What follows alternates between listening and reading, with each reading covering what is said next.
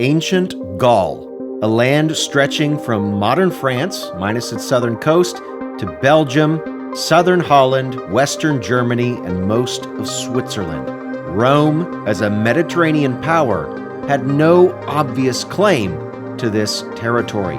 Yet by 50 BC, just before the beginning of the Pax Romana, Julius Caesar forged this territory into a Roman province. What drove this conquest? Was it fear of barbarian hordes, the lure of wealth, or one man's audacious quest for power? Today we'll uncover Rome's tangled motives, partly through the very words of Julius Caesar, ancient coins, and details about the political situation in the Roman Empire just before the beginning of the Pax Romana. And in doing so, I hope we'll answer the question, which is the subject of today's episode: why did Rome decide to conquer Gaul? Let's find out on this episode of the Pax Romana podcast.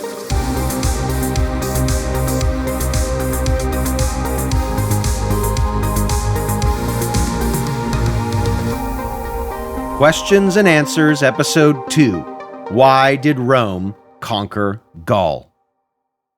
Before we get too far into today's episode, I want to map the terrain, both the actual terrain, but also the historical map. When Julius Caesar stepped into Gaul in 58 BC, he described it as a land split in three ways: the Belgae in the northeast, the Aquitani in the southwest, and the Celts, or the Gauls as the Roman called them, in the heartland. That's how Caesar opens up his own account of the Gallic War. So while in shorthand we might say that Gaul was essentially modern France without the city-states along the southern coast, really this territory stretched into modern Belgium, the southern part of the Netherlands, and western Germany up to the Rhine River and most of Switzerland. This was a vast, rugged patchwork of land. It was part of the broader barbarian world, as the Romans would have thought of it. Celts and other tribes people, many of them nomadic, stretched all the way from the island of Great Britain to the Eurasian steppe. Rome's history with Gaul was fraught long before Julius Caesar first set foot in that province. In 390 BC or thereabouts, Gallic warriors stormed down from the north and they sacked Republican Rome. And this was a trauma that would be etched into Roman memory even centuries later. So even though by Julius Caesar's day, that ancient invasion was more mythology than history, and the Gallic parts of northern Italy, which were known as Cisalpine Gaul, were already thoroughly Roman, the Romans still had a lingering fear of the peoples that lived beyond the Alps in what was called Transalpine Gaul. Officially, Rome claimed this territory as a province. They sent a governor there. They traded with cities like Massalia along the coast, which is where modern Marseille is to this day, a city founded by Greeks around 600 BC or so. Yet at the same time, there was trouble. By the late 2nd century BC, Germanic tribes, these are people like the Cimbri and the Teutoni, swept through this part of the world, striking fear into the Italians until one of the great leaders of the Republic, Gaius Marius, crushed those tribes by the end of the 2nd century. The Romans clearly thought of Gaul as a place that needed to be civilized and maybe could be civilized, but it did not appear that they had any kind of grand plan for what to do with Gaul. It was both a frontier, but also at the same time an aspirational province. And that's where Julius Caesar comes in. Caesar certainly recognized that Rome needed to secure its northern frontier. Sack, way back in the 390s, was not just a myth or a scary bedtime story to tell Roman children at night, but it was a warning. And so by Caesar's time, Romans kept in their minds that sack way back in the 390s. They remembered the Cimbri and the Teutones. Other tribes in Caesar's day, like the Suebi, right on the edge of Transalpine Gaul, were perceived as looming threats that could invade Italy at any time. And Caesar was ambitious to deliver Rome from this threat and win the glory as a result. In Caesar's Gallic War, he claims that many of these peoples, especially the Belgae and the Celts to the north, were volatile, impulsive, and prone to rebellion.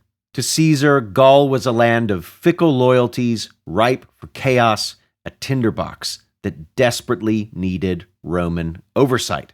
But a general fear of the various tribes up north doesn't tell the whole story.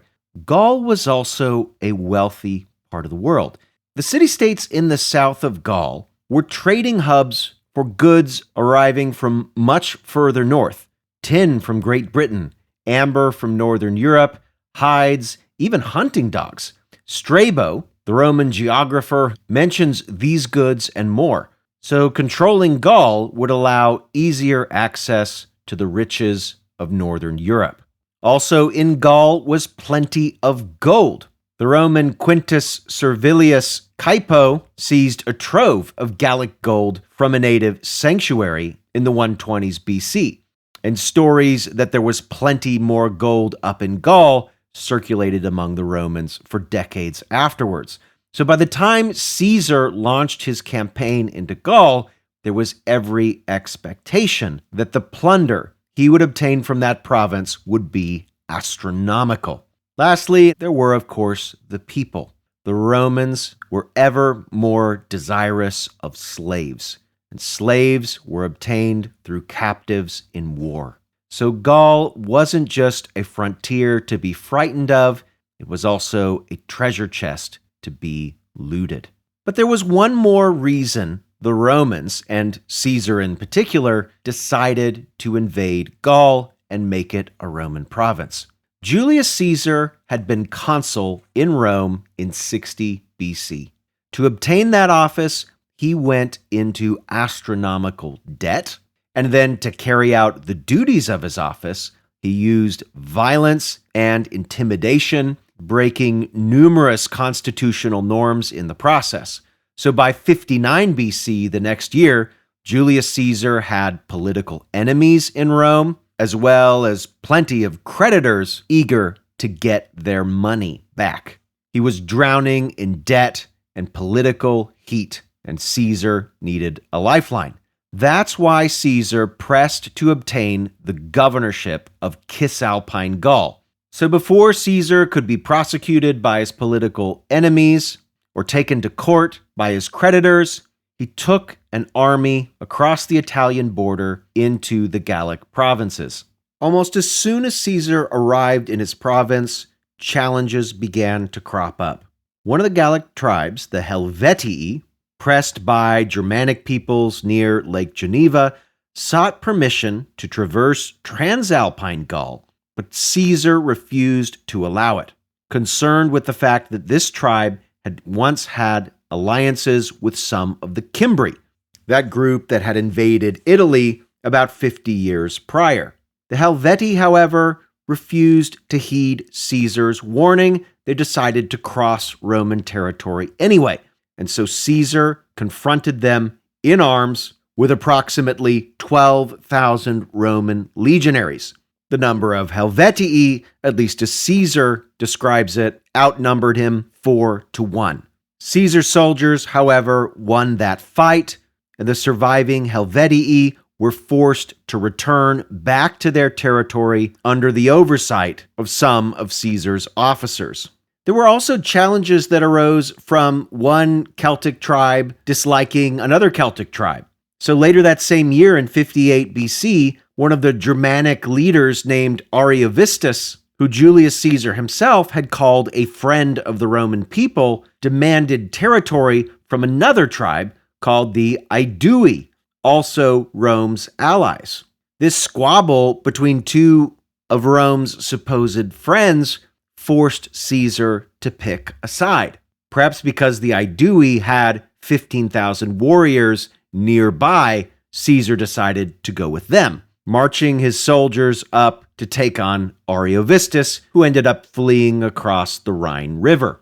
A couple of years later, in 55 and 54 BC, Julius Caesar not only made it all the way to the edge of Gaul and the English Channel, but actually crossed over to the island of Great Britain. And if you'd like to know more about that part of the conflict, you can check out episode 14 called British Invasion. I just note here that Caesar didn't necessarily conquer Great Britain, not at all really, but reaching that part of the world and winning some battles definitely boosted Caesar's prestige in Rome. After returning to Gaul and continuing to subdue various smaller tribes across the region, the decisive moment in Caesar's Gallic War came in 52 BC against Vercingetorix, a Gallic leader who rallied numerous tribes against Rome. Near the end of summer in 52 BC, at a location in the center of Gaul called Alesia, most of Caesar's army of 50,000 Roman troops took on an equally massive Gallic coalition led by Vercingetorix, and they had the superior position.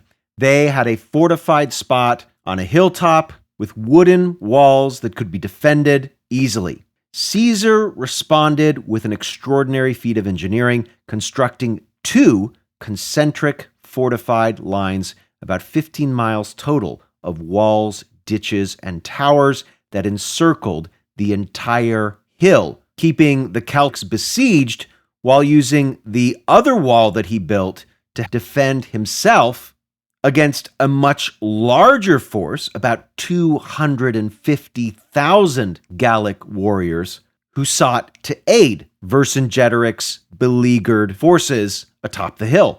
Over the course of weeks, the various armies skirmished with each other until the Gauls launched a desperate assault in early October of that same year.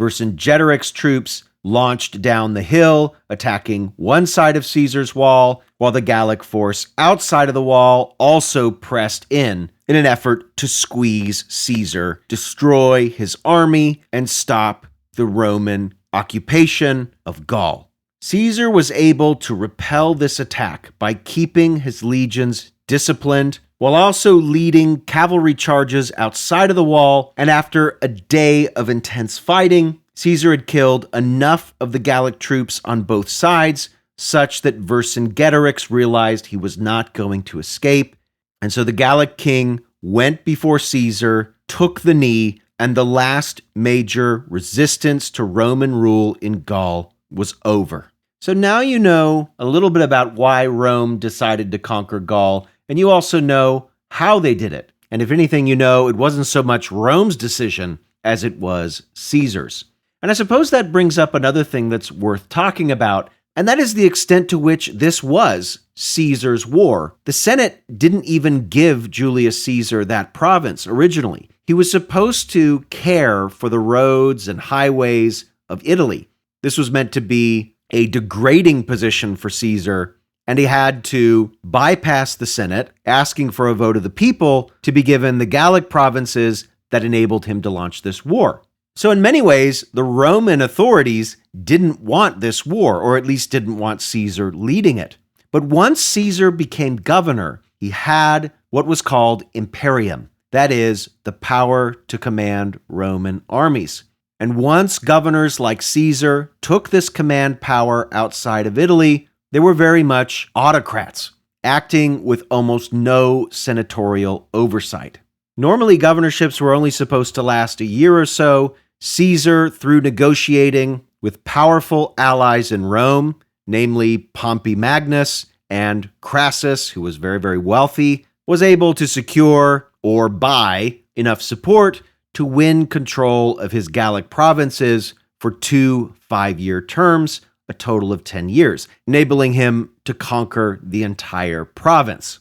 And Caesar used the wealth that he obtained in Gaul and the immense celebrity he achieved by such a major conquest to launch his civil war on Rome itself, becoming eventually dictator for life and setting into motion the events that take place just prior to episode 1 of this podcast. So the conquest of Gaul was crucial for Julius Caesar's own personal ambitions, but it also bore consequences for the Roman Empire, and these extended beyond mere territorial gain. The conquest of Gaul fundamentally altered Rome's trajectory. After the Romans took Gaul, their influence permeated. Latin became the progenitor of modern French. Roman legal principles took root. Gallic cities sprung up. Roman infrastructure like baths, libraries, and aqueducts were built in numerous Gallic cities, shaping the contours of Western Europe in ways that are still visible to this day. Gaul was one of the last provinces of the Western Roman Empire, and it was, in many respects, thoroughly transformed by centuries of Roman rule. So if we think about the reasons that Gaul was conquered in the first place, in most cases, they proved to be accurate. By securing Gaul and making it a province, the Romans created a more stable northern frontier, one that lasted until the middle of the 2nd century. Hundreds of thousands of slaves, vast wealth, also poured into Rome and into the coffers of its elites, especially Julius Caesar, following that war. And then, of course, we see Caesar's own political ambitions realized as a result of his Gallic War. The Romans conquered Gaul out of a combination of circumstances and will. And in doing so, they strengthened their empire and fundamentally changed the history of Western Europe forever. Thanks for listening to the Pax Romana podcast. For more information, including a list of primary sources and further reading, check the show notes. Music by Red Productions and Exocore. Follow Professor Colin Elliott on X at ProfCPE or email colin@paxromanapodcast.com. Listen to more episodes on Spotify, Apple Podcasts, or just about anywhere podcasts are available. Stay tuned for the next episode of the Pax Romana podcast.